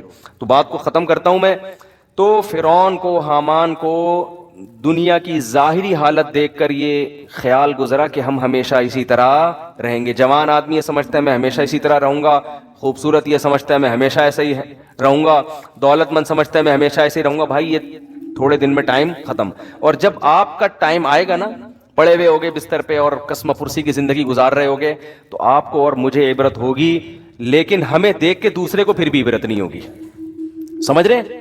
ہمیں تو عبرت ہو جائے گی یار ہم کیا کرتے رہے ہیں، ٹھیک ہے نا، جہاں تو کہیں اور رہے ہیں، تیاری ہم نے کہیں اور کے لیے کی. نظر سوئے دنیا، قدم سوئے مرقد. کہاں جا رہا ہے، کدھر دیکھتا ہے. قدم ہے قبرستان کی طرف، دل لگا رہا ہے بحریہ ٹاؤن کے پلاٹوں میں. ابے بحریہ کے قبرستان میں ہی دل لگا لے تو، کیوں وہ تو یقینی ہے نا. بحریہ ٹاؤن جو بھی جائے گا بالآخر وہاں کے قبرستان میں تو جائے گا، تو وہاں کا کی طرف توجہ ہی نہیں ہے. تو شاعر نے کہا ہے، مرقد کہتے ہیں قبر کو، نظر سوئے دنیا قدم سوئے مرقد. تیری نظر دنیا کی طرف ہے، چل کے کہاں جا رہا ہے، قبر کی طرف. کہاں جا رہا ہے، کدھر دیکھ رہا ہے. ایک آدمی کے سامنے گٹر کا ڈھکن کھلا ہوا ہو اور وہ پیچھے دیکھ کے جا رہا ہو تو اگلا کہے گا بھائی جدھر کو جا رہا ہے دیکھ بھی تو ادھر ہی کو نا یا تو ادھر ہی جانا شروع کر دے جہاں کو تو جا رہا ہے. دیکھ پیچھے رہا ہے بلڈنگوں کی طرف نا، خوبصورت بلڈنگ ہے یار زبردست، اور ادھر کو چلتا ہوا جا رہا ہے، آگے گٹر کھلا ہوا ہے. کہہ رہا ہے یار، لوگ کہہ رہے ہیں بھائی گٹر دیکھ، کہہ رہے ہیں بھائی گٹر وٹر یہ مولوی دقیانوس قسم کے لوگوں کی باتیں. آگے گٹر کھلا ہوا ہے، ڈھکن کھلا ہوا ہے، ادھر گرے گا. یہ پرانے دیکھ کیا لگژری اسٹائل ہے بحریہ ٹاؤن کا یار، وہ دیکھ کیا خوبصورت بلڈنگ. ابے وہ دیکھ یار گاڑی دیکھ، وہ دیکھ بنگلہ دیکھ. تو بھائی تو پھر جا بھی ادھر ہی کو، اپنا رخ چینج کر لے. جب وہ رخ چینج کرنا آپ کے بس میں نہیں ہے تو جدھر جا رہے ہو نا، جب بھی کوئی کہے نا وہ پیچھے مڑ کے دیکھ بحریہ ٹاؤن، بولے آگے گٹر ہے، اتنا دیکھ کہ آگے وہ افورڈ کر سکے. تو جب بھی آئے نا کہ یار یہ بنگلے یہ گاڑیاں، ابے آگے قبر ہے ٹھیک ہے نا، جا کہاں رہا ہوں. کوئی 40 سال کا ہو گیا، 50 سال کا ہو گیا، 15 سال رہ گئے، 10 سال رہ گئے، اور یہ بھی نہیں پتا ہے. گٹر میں تو پتا ہوتا ہے 3 فٹ کے بعد جا کے گروں گا، حقیقت ہے. تھوڑا احتیاط کرتا ہے، چلو جب قریب پہنچیں گے تو دیکھ لیں گے، لیکن وہاں تو پہلے سے ہی دیکھ رہا ہوتا ہے. تو قبر کا بھائی کچھ نہیں پتا کہ 10 سال لگیں گے، 20 سال لگیں گے، 15 سال لگیں گے، یا کل انا للہ ہو جائے، کچھ پتا. ابھی آج جنازہ آیا دولہا کا، ولیمہ تھا، ایک رات زوجہ کے ساتھ گزاری، ولیمہ جس دن تھا ہارٹ اٹیک سے انتقال ہو گیا. تو کتنا یہ ہوتا ہے. اور یہ تو پھر بھی ایک رات گزاری. میں ایسے دولہا کو جانتا ہوں، ہمارے جاننے والے تھے، دولہا بیوٹی پارلر جا رہا تھا جس دن نکاح تھا نا اس کا، بارات بیٹھی ہوئی ہے شادی میں، اور وہ بیوٹی پارلر جا رہا ہے بائک پہ اپنے دوست کے ساتھ. کسی کراچی میں یہ پیٹرول پمپ کے قریب نا، یہ جو نازم آباد پیٹرول پمپ نہیں ہے، یہاں کیا ہوا ہے کہ ایک بائک سلپ ہوئی ہے، پیچھے مزدہ والا سر کو چل کے چلا گیا. کیا گزری ہوگی والدین پر یار، ہمارا بیٹا جس کی شادی ہو رہی ہے، دولہا بنا ہوا ہے، دلہن پہ کیا گزری ہوگی، وہ پچ کا وسر آ رہا ہے. تو یہ سب اللہ بچائے ہم سب کو عافیت میں رہا، اللہ سے عافیت مانگنی چاہیے. لیکن یہ سب دنیا میں ہو رہا ہے، اس لیے دل لگانے کا کوئی آپشن ہے ہی نہیں ہمارے پاس. کام سارے کرو، دل نہ لگاؤ. اسلام آپ کو کام سے منع تھوڑی کرتا ہے. بھائی کیوں ٹینشن کیوں لے رہے ہو بھائی، ہو بھی سکتی ہے شادی، ہو سکتا ہے جس دن طے ہو اس سے پہلے انا للہ ہو جائے. ہمارے حضرت فرماتے تھے کہ جس دن میری شادی ہو، ہمارے حضرت کی، تو فرمایا کہ میں جب جوان آدمی کی شادی ہوتی ہے تو اس کو خوش ہونا تو چاہیے نا اس دن. آج کل کچھ لوگ ہو رہے ہیں کچھ نہیں ہو رہے وہ مجھے نہیں پتا، لیکن ہونا چاہیے ایکچولی اس کو اس دن بہت زیادہ. میں اس لیے کہہ رہا ہوں کہ خوش ہوتا ہے تو وہ کچھ لوگ کہیں گے ہم تو خوش نہیں تھے، تو وہ ان کا مسئلہ ہے. تو ویسے نارملی انسان کو خوش ہونا چاہیے. تو حضرت نے فرمایا کہ میری جب شادی ہوئی نا، اور جو نظر کی حفاظت کرنے والے لوگ ہیں، جو پاک دامن لوگ ہیں، ان کو نکاح میں لذت بھی اللہ نے زیادہ رکھی ہوتی ہے.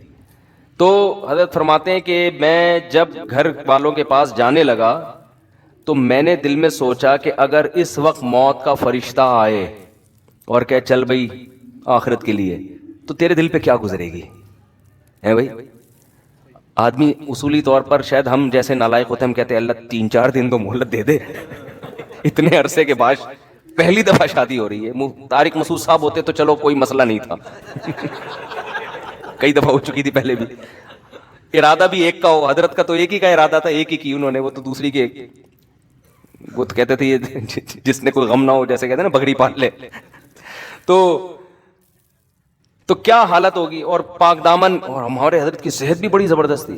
میرے شیخ حضرت مفتی رشید احمد صاحب رحمہ اللہ تعالی لدھیانہ کے, پنجاب کے تھے. سب صنوبر کے تنے جیسا ان کا قد تھا ماشاءاللہ, بہت زبردست صحت حضرت کے. جب بھی کئی واقعات ہیں حضرت کے, جب بھی تو نہیں کہہ سکتا, واقعات ہیں انوار الرشید میں جو ان کی کتاب ہے اس میں لکھے ہوئے ہیں کہ کلائیاں توڑی ہیں پھڈوں کے دوران, ٹھیک ہے نا, پہلوانوں کی کلائیاں توڑی ہیں, تھے دبلے پتلے تو, لیکن جب ان کی لڑائیاں ہوئی ہیں نا پھڈوں کے دوران, پہلوان کی کلائیاں توڑی ہیں, 2-3 پہلوانوں کی, کسی کی کلائی توڑ دی, کسی کا سیٹنگ آؤٹ ہو گئی, بھاگ گئے وہ. تو بہت زبردست فائٹ کرنا جانتے تھے, بڑی خاندانی صحت رکھی ہوئی تھی. تو صحت مند آدمی وہ تو ظاہر ہے اور زیادہ اس کو نکاح میں رغبت ہوتی ہے. تو حضرت فرماتے ہیں میں نے اپنا محاسبہ کیا. وہ ہر وقت نا اپنے آپ کو چیک کرتے تھے یہ بڑے لوگ کہ ہم آخرت سے غافل تو نہیں ہو رہے کہیں, یعنی ہر وقت چیک. دنیا میں دنیا کی نعمتیں تو ساری رکھنی ہیں, لیکن آخرت کو ہمیشہ دنیا پہ ترجیح. بھائی تیار ہر وقت موت کے لیے. تو میں اور آپ ہوتے ہیں, ہم کہتے ہیں اللہ 6 مہینے کی مہلت دے دے, 10 مہینے کی مہلت دے دے. ہمارے تو آگے بھی بڑے پلان ہیں نا, یا اللہ ابھی تو میری شادی ہوئی ہے, ابھی تو میں مفتی صاحب کے بیان سننا میں نے شروع کیے ہیں, ابھی تو بیگم کا ذہن بنانا ہے دوسری کے لیے, پھر تیسری کے لیے, پھر چوتھی کے لیے, پھر جب 4 ہو جائیں گے پھر بچے ہوں گے, پھر بیٹیاں ہوں گی, پھر بیٹیاں بڑی ہوں گی, پھر بیٹیوں کی شادیاں ہوں گی, پھر بیٹے اسٹیبل ہو جائیں گے, پھر میں ان کے لیے پراپرٹی بنانے کی سوچوں گا, پھر میں ان کے لیے اتنے مکان بناؤں گا, پھر میں مکان بنا کے پھر جب سب کو نام کر کے پراپرٹی تقسیم کر کے پھر میں آخر میں حج پہ جاؤں گا. پھر میں حج سے آنے کے بعد قضائے عمری بھی میں نے کرنی ہے. 40 سال سے میں نے ایک نماز بھی نہیں پڑھی ہے. وہ قضائے عمری میری کمپلیٹ ہو جائے, اس کے کمپلیٹ ہونے کے بعد بھی سوچ رہا ہوتا ہے ابھی مرنا مناسب رہے گا کہ نہیں رہے گا. وہ 2-3 کوئی چیزیں رہ تو نہیں گئی ہیں, ابھی بھی سوچ رہا ہوتا ہے کہ ابھی مناسب ہے کہ نہیں. تو بچے بھی ہو گئے, بچوں کی شادیاں بھی ہو گئیں, سارے کام دھندوں سے فارغ ہو کر پھر 4 مہینے بھی تبلیغ میں بہت عرصے سے سوچا. جو نیک لوگوں کی بات کر رہا ہوں, جو برے لوگ ہیں وہ تو کہتے ہیں سوال ہی پیدا نہیں ہوتا کہ میں دنیا سے جاؤں, یہ تو ہو ہی نہیں سکتا. جو نیک ہے پرہیزگار ہے ان کی بات. پھر آخر میں یار ہم 4 مہینے بھی تبلیغ میں ہم نے کب سے سوچا ہوا تھا, جب سب کاموں سے فارغ ہوں گے تو حج کیا, پھر 4 مہینے کے لیے تبلیغ میں جا کے فارغ ہو کر آئے. پھر اللہ, پھر اگر فرشتہ آ جائے تو مجھے شاید کوئی اعتراض نہ ہو. یہ بہت نیک آدمی کی بات کر رہا ہوں, تھوڑا سا بھی ہوگا کہہ کے پھر بھی نہیں, صحیح ہے نا, پھر بھی نہیں. تو ہم میں سے ہر شخص نے یہی پلان کیا ہوا ہے.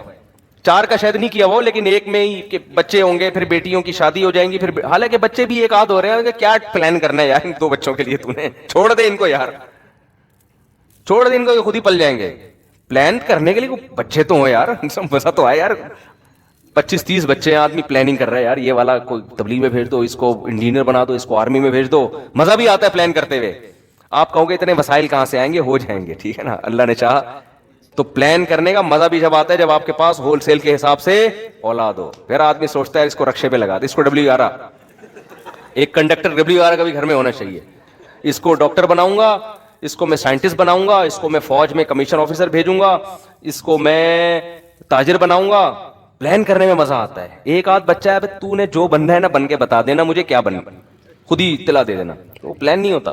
خیر, تو ہمارے حضرت کا کیا سوچ, فرماتے ہیں میرا نکاح ہوا, میری رخصتی ہو گئی, تو میں سوچ رہا ہوں کہ اگر اس موقع پر موت کا فرشتہ آئے تو مجھے دھچکا تو نہیں لگے گا کہ یار تھوڑا ٹائم مانگ لوں. حضرت فرمایا الحمدللہ. میں بار بار دل کو ٹٹولا, میں نے کہا نہیں, مجھے مرنے میں کوئی غم نہیں, کوئی غم انشاءاللہ نہیں ہوگا. صحیح ہے نا, یہ شریعت ہم سے یہ چاہتی ہے, شریعت ہم سے یہ چاہتی ہے. تو ہم لوگ اس پہ ہیں نہیں. تو یہ بن جائے تو اس کا سب سے بڑا فائدہ ہے زندگی خوشی میں. وہ میں موسیقی کی بات پھر اگلے بیان میں کروں گا انشاءاللہ, کہ جو کہتے ہیں نا موسیقی یہ لائف میں بورنگ, وہ جو ہمارے کزن کا میں بتا رہا تھا نا, یہ بورنگ لائف. تو بات یہ ہے کہ جس لائف کو آپ بورنگ سمجھ رہے ہو نا, خوشیاں اسی میں ہیں.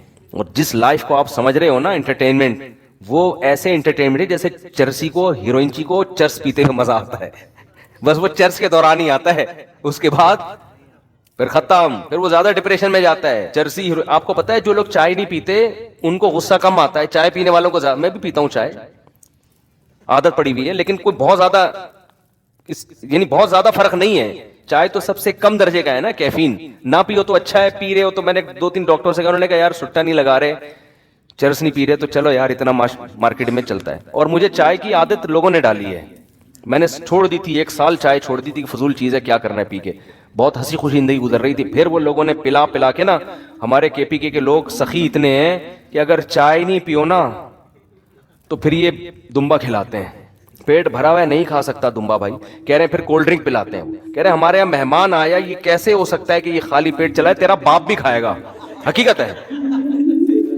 ہمارے مہمان آیا یار خالی پیٹ چلا ہے. ابے بھائی میں اس کے بھی تو مہمان تھا, ادھر میں دمبا چربی میں کھا کے آیا ہوا ہوں, وہاں میں نے کولڈ ڈرنک بھی پی لی, لسی بھی پی لی, بھائی میں پھٹ پھٹا کے مر جاؤں گا. کہہ رہے ہیں ہمارے, ہم لوگ سوچیں اپنے بچوں کو کیا بتائیں گے یار, ہمارے مہمان آئے, اور یہ تو غیرت کا مسئلہ ہے. تو چائے سب سے کیا ہے, ہلکی چیز. ہم کہتے بھائی تو چائے بنا کے لے آئے, ورنہ کولڈ ڈرنک تو اس سے زیادہ خطرناک ہے, لسی کی جگہ نہیں ہے پیٹ میں, تو مجبوراً پھر لوگ بھی ایسے ہی ہیں. تو یعنی جو پنجاب میں جاؤ تو ہر جگہ, پھر ہم نے کہا یار یہ اس سے پاکستان میں بچنا ہم میرے جیسے آدمی کے لیے ممکن نہیں ہے, پی لے ٹھیک ہے نا, کیا ہے کیا ہو جائے. لیکن حقیقت بتاؤں, میں نے جب 1 سال چائے چھوڑی رکھی تھی نا, تو مجھے ہو گیا تھا کہ جو میرے اندر, ہر آدمی میں کچھ نہ کچھ غصہ تو ہوتا ہے نا, وہ بھی ختم ہو گیا تھا. یعنی غصے والی بات پہ بھی نہیں آ رہا تھا. وجہ کیا ہے کہ چائے بھی آپ کو ریلیکس کرتی ہے نا, تو جب آپ کو ریلیکس کرتی ہے تو پھر آپ اس کے عادی ہو جاتے ہیں, پھر آپ کو کوانٹٹی بڑھانی پڑتی ہے. تو یہ ہر چیز میں ایسے ہی بڑھاتے بڑھاتے, لیکن وہ کیونکہ بہت کم درجے کا نشہ ہے, وہ بہت زیادہ پیتے رہو تو جا کے ہوتا ہے, اور اس سے چھوڑنا بھی کوئی اتنا مشکل کام نہیں ہے, 3-4 دن تک 8-10 دن تک اثر ہوگا, پھر نارمل ہو جاؤ. لیکن جو زیادہ نشے کی چیزیں ہیں نا وہ بڑی ڈینجرس ہوتی ہیں.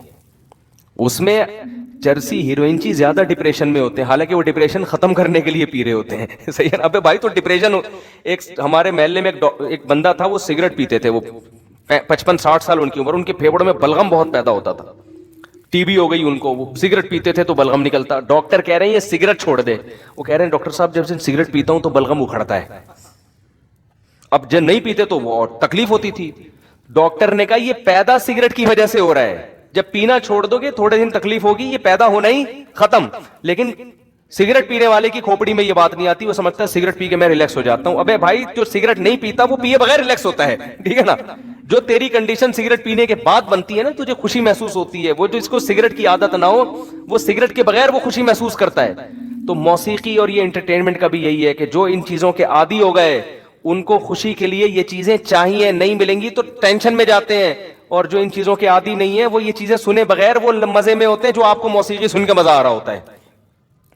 یہ بات کھوپڑی میں لوگوں کی آ نہیں رہی ہے. تو یہ پھر کبھی کسی اور موقع پر انشاءاللہ اس پر میں تفصیلی بات کروں گا. اللہ ہمیں گناہوں سے بچنے کی توفیق عطا فرمائے اور اس دنیا کو مسافر خانہ سمجھنے کی توفیق عطا فرما دے. تو یہ بڑی مزے کی لائف ہو جائے گی, آپ کی گناہ بھی چھوٹ جائیں گے. پھر پیسہ تو کمانے سے منع بھی نہیں کیا, پھر آپ کو 1000 گز کا بنگلہ مل جائے, ٹھیک ہے یار انجوائے کرو, نہیں ملے ٹھیک ہے, گاڑی مل گئی ٹھیک ہے, نہیں تو ڈبلی گا رہا. بینک اسلامی سے پاک قطر تکافل لینا کیسا ہے؟ ہم جامعۃ الرشید میں بہت سے علماء کو تکافل پر اعتراض ہے, میرے جیسا ناچیز بھی مطمئن نہیں ہے تکافل پر. باقی دارالعلوم کے بڑے بڑے علماء اس کو جائز کہتے ہیں. جب 2 اہل حق علماء میں اختلاف ہو جاتا ہے تو پھر عامی آدمی یہی ہے کہ احتیاط یہ ہے کہ نہ کیا جائے, اور گنجائش یہ ہے کہ کر لیا جائے. تو دونوں قول پر عمل کیا جا سکتا ہے, کیونکہ عامی آدمی کے لیے تو دونوں ایک جیسے ہیں نا. جب بھی کوئی ایسا اختلاف ہوتا ہے نا تو علماء ایک ٹرم استعمال کرتے ہیں کہ اس میں احوط یہ ہے کہ اس سے بچو, ایسر یعنی آسانی اس میں ہے کہ کر لو, کیونکہ اب اختلاف ہے تو خالص حرام نہیں کہہ سکتے اس کو, سمجھتے ہو. تو کوئی کرنا چاہے تو, یا کسی کو ان پہ رائے پر اعتماد ہو تو ٹھیک ہے. سعودی عرب نے تبلیغی جماعت پر پابندی لگا دی ہے. دیکھو بات یہ ہے, میں بار بار یہ کہتا ہوں, انور مقصود نے جب معین اختر سے پوچھا نا کہ ماموں کیا کرتے ہیں, تو معین اختر نے کہا ماموں کی باتیں کس سے پوچھو, ماموں. تو سعودی حکومت جو کر رہی ہے نا, تو سعودیہ کی باتیں کس سے پوچھو, حکومت سعودیہ سے پوچھو, مجھ سے پوچھ کے پابندی نہیں لگائی. آئی بس. تو وہ پروگرام کا میں نے کلپ دیکھا تھا, بہت جگہ فائدہ ہوا, بہت جگہ فائدہ ہوا, گھر میں بھی فائدہ ہوا. میرے گھر والے مجھ سے پوچھ رہے ہوتے ہیں نا کہ وہ کیا کہہ رہا تھا, میں نے کہا ماموں کی باتیں کس سے پوچھو, ماموں سے پوچھو. تو یہ مسجد میں بھی فائدہ ہوا, لوگ مجھ سے آگے پوچھ رہے ہوتے ہیں. میں کہتا ہوں بھائی معین اختر سے ہم نے ایک چیز سیکھی ہے. اس کے شارٹ کلپ میں انور مقصود نے پوچھا کہ ماموں کیا کرتے ہیں, اس نے کہا ماموں کی باتیں ماموں سے. پھر جب بہت زیادہ پوچھا اس نے کہا ماموں گالیاں دیتے ہیں. یہ کرتے ہیں. غلط کیا ہے بھائی. اللہ تعالیٰ تبلیغ جماعت پہ پابندیوں کو ہٹائے. سعودی عرب میں